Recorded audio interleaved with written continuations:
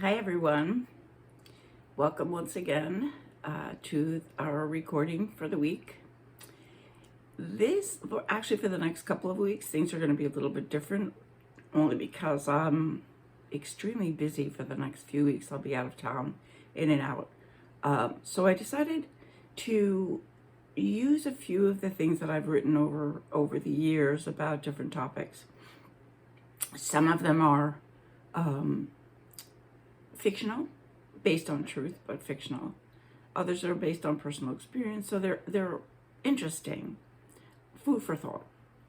So this week's blog is called The Illusion of Time, and I talk a lot about that there's only one present moment. The past and the future are illusions, and it's really, really, really a hard concept to get. And I wrote this piece to try to make sense of it, both for myself and for other people. So it's interesting, can make your head spin a little bit, but just take some time, maybe read it a couple of times if you feel like it, and then just sit with it. If it feels right, explore it a little bit more. If it's a little bit too much, then just put it to the side. The most important thing to remember about the present moment is just to stay present, because if you don't, you lose that moment. Because if something, you want your life to pass through you, let it pass through your awareness. And when something gets stuck in your awareness, like you're driving along and you're looking at all the beautiful trees, and then all of a sudden something happens and you see something that sparks a painful memory for you, and you're stuck right there. You stop seeing the trees, you stop seeing the sky and the sunshine, and you're not really in the moment, you're somewhere else. Anyway, let's start. So again, the illusion of time. It was an unusually warm and sultry. It was unusually warm and sultry for a mid-spring day. The azure blue skies and the waning golden sun of the late afternoon beckoned hauntingly, drawing me to the beautiful expanse of north shore of northern Long Island. Almost in a trance, I grabbed my beach chair, car keys, and headed out. The air, the water, the boats gliding along the horizon in the lazy, warm sun were all mesmerizing. I could see tiny baitfish taking flight, obviously in response to being hunted by larger ones.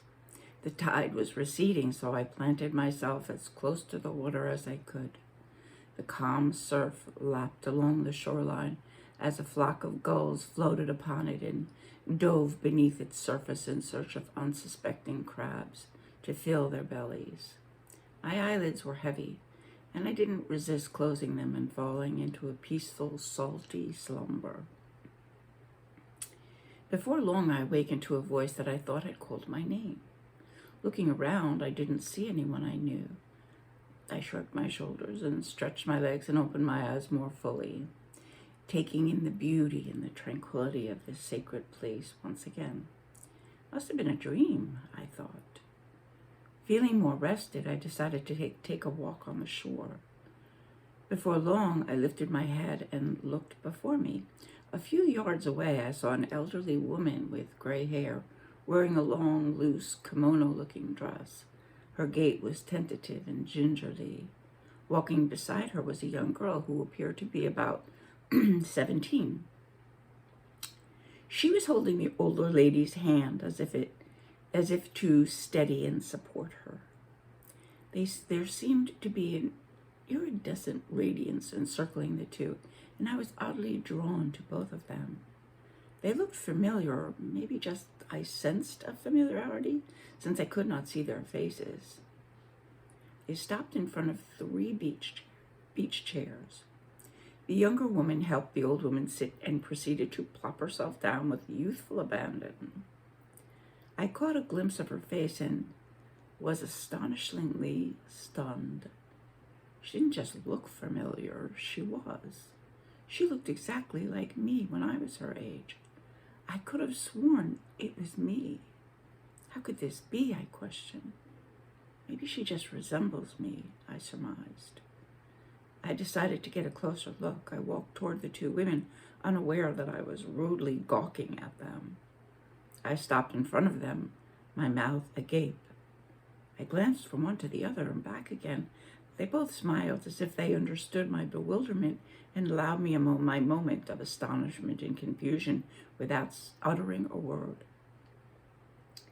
The young woman had my eyes, but so did the older woman, who appeared to be, I guess, around 85 years old. They didn't just look like my eyes, they absolutely were my eyes. Their smiles were my smile.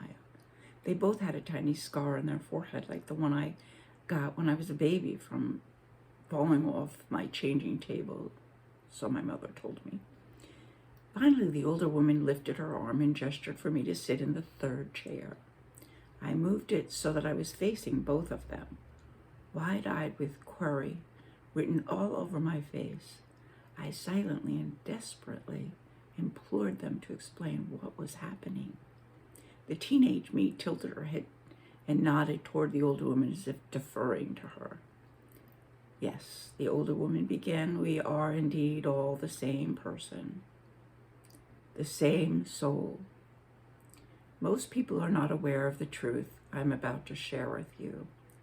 However, this is happening so that you may receive one more piece of the whole truth in order to live more authentically and purposefully.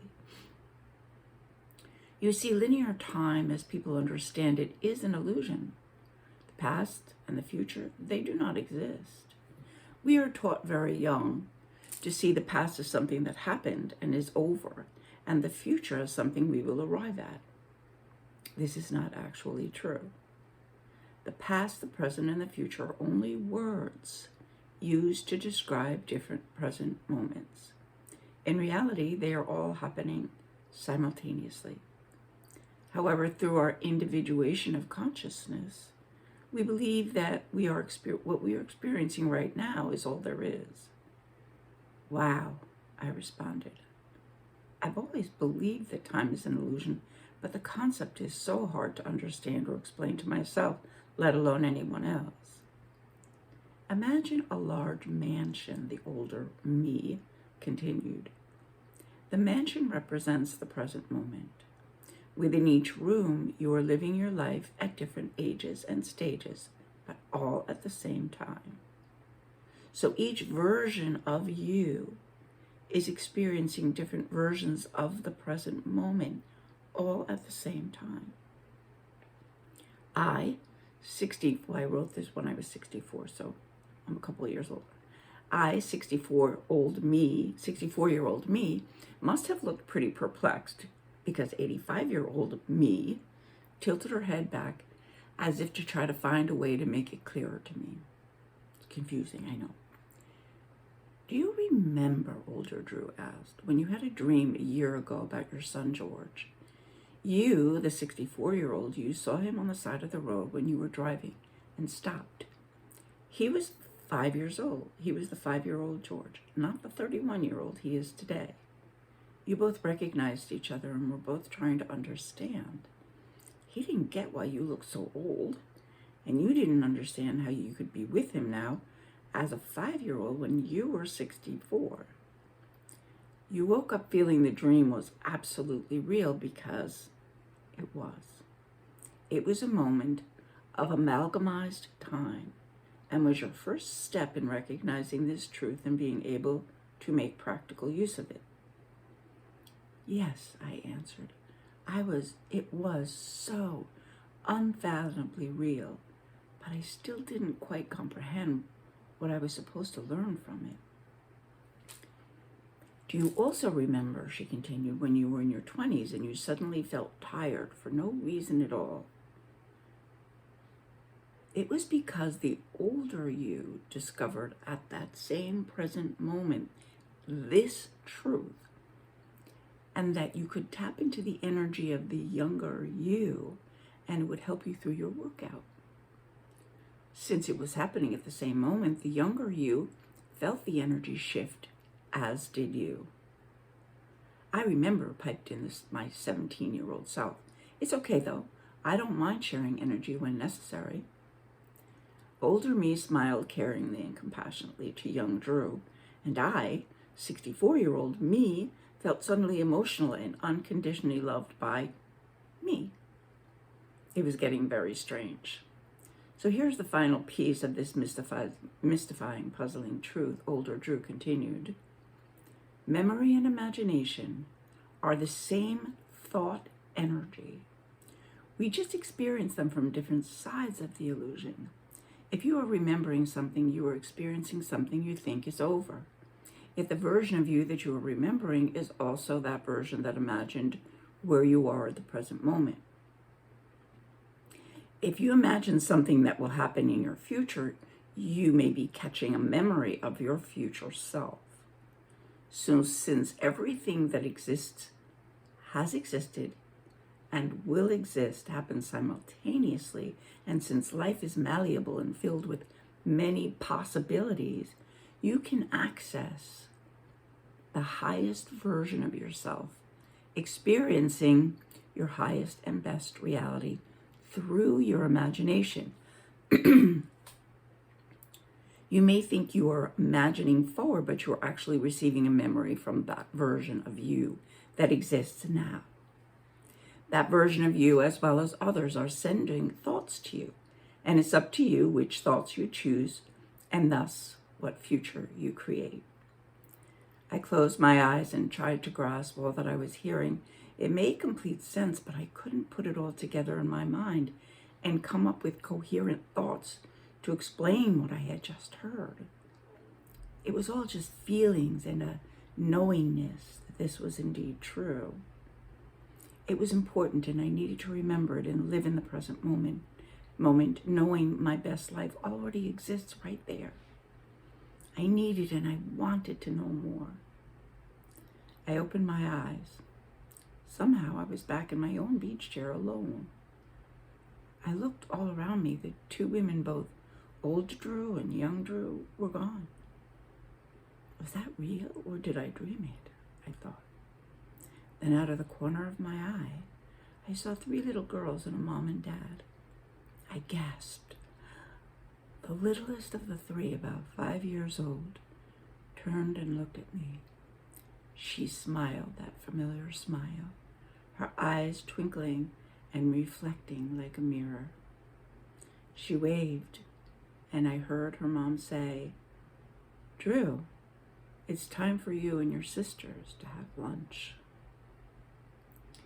So that was a lot, right? It was a lot when I wrote it.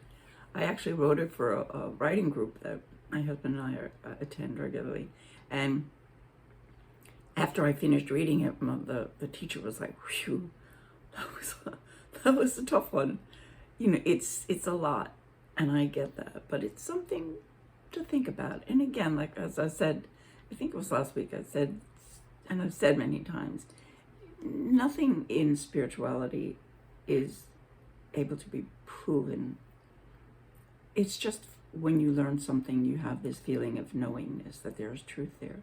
Someday we're all going to know the truth.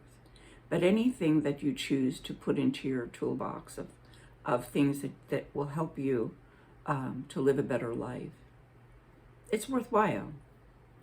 And as long as you're doing positive things for both yourself and others in the world, there's no harm in it. And for me, this is something that is extremely important to me. So I hope you take a little bit of time and maybe read it again, and then go into your own temple of your soul's light. Go into a nice meditation, talk to your guides, ask them for information to help you better understand this if you're still feeling a little confused, which is completely understandable. But just enjoy it. I hope you enjoyed the story and the bit of fantasy and truth all mixed together. So have a wonderful day, everyone, once again. And thank you again so much for sharing your time with me. It means so much. And have a really great day, and namaste.